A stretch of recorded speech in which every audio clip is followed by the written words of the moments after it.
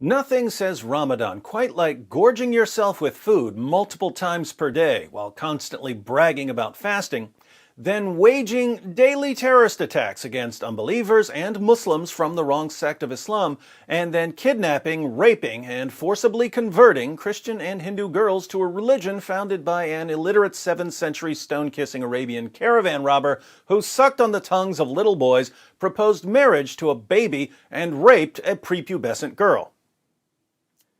Gosh, when I say it like that, it kind of makes me think that there might be something terribly, terribly wrong with Islam. Forbes reports. Yet another girl in Pakistan abducted, forcibly converted, and forcibly married to her abductor. At the end of April 2020, a 14-year-old Christian girl, Mira Shabazz, was reportedly abducted and forced to marry in Faisalabad, Punjab. According to International Christian Concern, Mira Shabazz was abducted by a group of Muslim men led by Mohammed Nakash. Eyewitnesses claim that Mira was attacked while she was traveling to her workplace as a domestic worker on Sunday afternoon. Parvez Masi, Yunus Masi, and Naeem Masi, the eyewitnesses, claimed that Mira's abductors forced her into a car and that Mira tried to resist. These eyewitnesses were unable to help Mira because the abductors were armed and fired several shots into the air. Mira's mother, Nagat, told International Christian Concern that she feared her daughter would be raped, forcefully converted to Islam, or even killed. The girl's mother is worried that her daughter will be mistreated by Muslim kidnappers? What is she, some sort of Islamophobe? Doesn't she know that, according to the Quran, Allah loves Jews and Christians, as he says in Surah 98, verse 6? Verily, those who disbelieve in the religion of Islam, the Quran, and Prophet Muhammad, from among the people of the Scripture, Jews and Christians, and al-Mushrikun, will abide in the fire of hell. They are the worst of creatures? Uh-oh. I guess I was wrong. According to the Quran, Jews and Christians are lower than dogs or pigs. I guess a mother should be worried if someone who believes in Allah's words kidnaps her daughter. Unfortunately, her concerns are not far-fetched. According to the Movement for Solidarity and Peace, MSP, a human rights organization in the country, around 1,000 Christian and Hindu women and girls are kidnapped each year, forced to convert and marry Muslim men. The victims are usually between the ages of 12 and 25. Despite these shocking statistics, the number of victims may be even higher, as many cases remain unreported, often due to the girls' families' limited financial means. Around 1,000 Christian and Hindu women and girls are kidnapped every year in Pakistan, forced to convert to Islam and married off to Muslim men. Then these women and girls are turned into baby-making machines who spend the rest of their lives producing the next generation of kidnappers and rapists.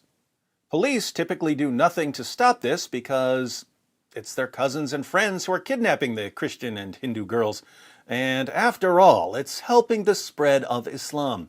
And besides, if you oppose what's happening and try to protect the girls, Muslims will target you for siding with Christians and Hindus against Muslims.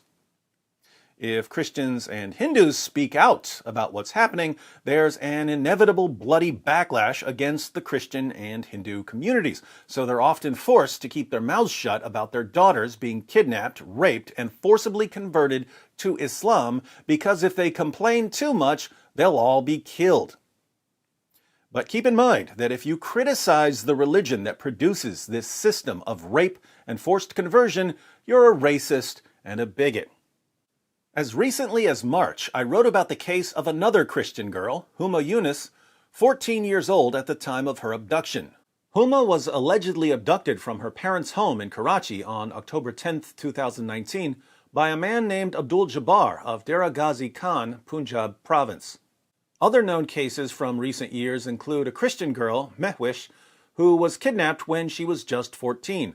It was reported that the police have not taken appropriate steps to investigate her case or attempt to rescue her. The same is true in the case of a 13-year-old Christian girl, Sana Jan. Two teenage girls, Farzana and Sarish, aged 14 and 16 respectively, were abducted and subjected to gang rape perpetrated by 3 Muslim men, despite the fact that one of the perpetrators was apprehended the family was pressured to settle the case outside of court. Similarly, the case of Maria Sarfraz, an 11-year-old girl abducted and gang-raped for 3 days, was forcibly settled out of court. The article goes on with more stories. The link is in the description box if you want to read it. But think about this. We're told by our Muslim friends that this kidnapping and rape and forced conversion has nothing to do with their religion. It has nothing to do with the Quran allowing Muslims to take female captives and rape them. It has nothing to do with the Quran commanding Muslims to violently subjugate non-Muslims. It has nothing to do with Muhammad forcing people to convert to Islam. And yet, wherever a Muslim population massively outnumbers a non-Muslim minority, we see this happening. In Pakistan, non-Muslim women and girls are kidnapped, raped, forced to convert, and married off to Muslims. Egypt is a very different place from Pakistan. It's a completely different part of the world. The only similarity is that the Muslim population massively outnumbers a non-Muslim minority. And what happens in Egypt? Christian women and girls are kidnapped, raped, forced to convert, and married off to Muslims. Northern Nigeria is a very different place from Pakistan or Egypt. It's a completely different part of the world. The only similarity is that the Muslim population massively outnumbers a non-Muslim minority.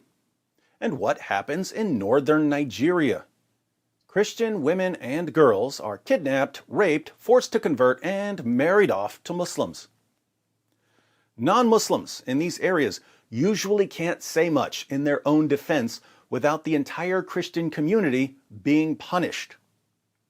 That means that Christians and other non-Muslims who don't live in those areas need to speak out on their behalf.